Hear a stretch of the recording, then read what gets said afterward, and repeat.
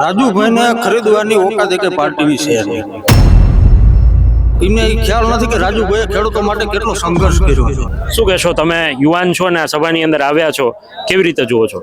આ સભાને અમે એક ખેડૂત સભા તરીકે જોઈ છે. કોઈ રાજકીય પક્ષ કે કોઈ પણ રાજકીય બાબતે અમે આ સભાને ગણતા નથી. અમે ખુલ્લું રાજુભાઈને સમર્થન જાહેર કરવી છે અને આ મીડિયાના માધ્યમથી કહેવા માંગીએ છીએ આપિયાઓને કે જે એમના માટે ખોટા આરોપો લગાવ્યા છે એમને એ ખ્યાલ નથી કે રાજુભાઈએ ખેડૂતો માટે કેટલો સંઘર્ષ કર્યો છે. તમને શું લાગે છે, જે રીતે આક્ષેપ થઈ રહ્યા છે અને કહેવામાં આવી રહ્યું છે કે રાજુભાઈ વેચાઈ ગયા અને હવે ભાજપનો ખેસ પહેરી લેશે, કેસરીઓ કરી લેશે, આ વાત પર તમને શું માનવું છે? શું રાજુભાઈ ભારતીય જનતા પાર્ટીની અંદર જોડાશે ખરા? પહેલી વાત તો એ કે રાજુભાઈને ખરીદવાની ઓકાત કે પાર્ટીની છે નહીં. રાજુભાઈ વેચાય એવો માણસ જ નથી. અને આ તો બધી એક રૂમર છે, અફવાઓ છે કે જે પબ્લિકો જે એમના સોશિયલ મીડિયાના આપના એ આ બધી રૂમર ફેલાવી રહ્યા છે. બાકી આ બાબતમાં કંઈ સત્ય છે નહીં.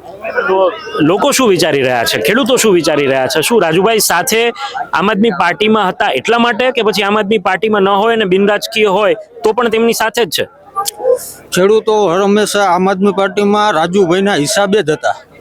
અમારા વિસ્તારના જે ચોટીલા વિધાનસભાના જે ખેડૂતો રહ્યા તે તમામ ખેડૂતો રાજુભાઈના નેજા હેઠળ જ કામ કરતા હતા અને એમને કોઈ પણ અમારે આપણે સાથે કંઈ હવે લેવા દેવા નથી. રાજુભાઈ જે પણ પક્ષમાં જશે એમાં અમે સ્વૈચ્છિક રીતે જોડાશું અને કોઈ પણ બિન શરત વગર.